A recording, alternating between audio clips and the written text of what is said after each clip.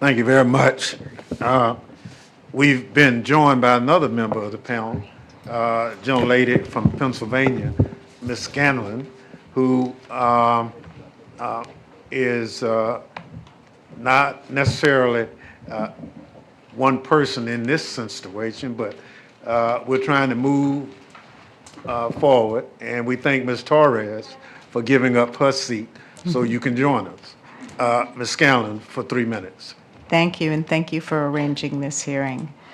I started January 6th, along with Congresswoman Dean, in a meeting with Democratic members of Congress from Pennsylvania.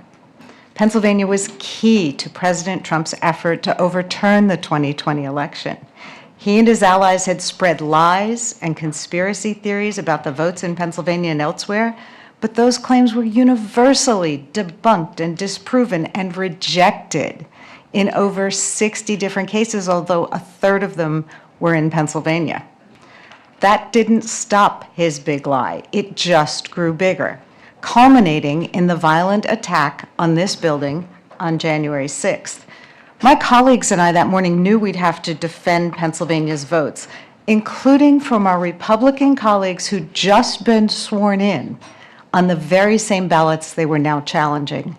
But we had no idea that a violent mob would interrupt Congress's vote count, turning this building into a war zone. I never expected to have to barricade the doors to my office or to see the Vice President, members of Congress, and staff fleeing for their lives, to see hundreds of injured police officers, some losing their lives and their livelihoods in the aftermath. Those officers are our guardians, but also our friends. There's one young officer who I still can't see without tearing up because I didn't see him for weeks after January 6th, and I was afraid he'd been grievously injured. So I do still embarrass him by crying on his shoulder. But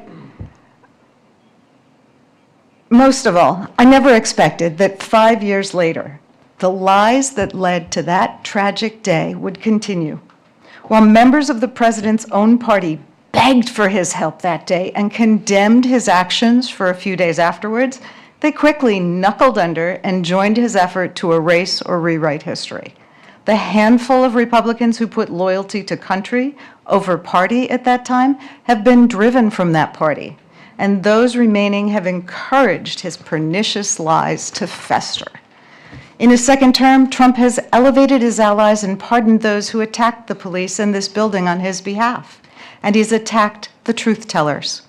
Just last month, the House Judiciary Committee refused to allow Special Counsel Jack Smith to testify publicly about the mountain of evidence he's compiled that proved beyond a reasonable doubt that Trump had tried to overturn the 2020 election, once again trying to slam the door on the truth. Everyone should read or watch Jack Smith's testimony. Look, our country was built on shared truths. The Declaration of Independence opens with truths that we hold to be self-evident. And our Constitution strives to form a more perfect union grounded in the common good. But this president and his allies have rejected that sturdy foundation of shared facts and values.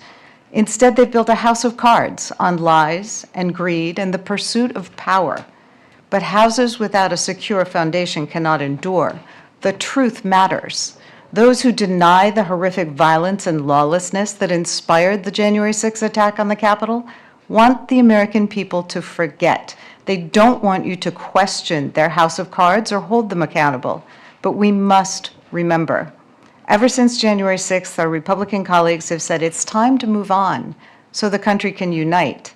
We need the country to unite, but to unite in respect for the truth and love of country. To unite in holding accountable those who would lie and undermine our Constitution, because we've seen the consequences of the failure to do so. There can be no unity or accountability without a shared truth based on facts. So today, we remember and thank you for this opportunity. I yield back.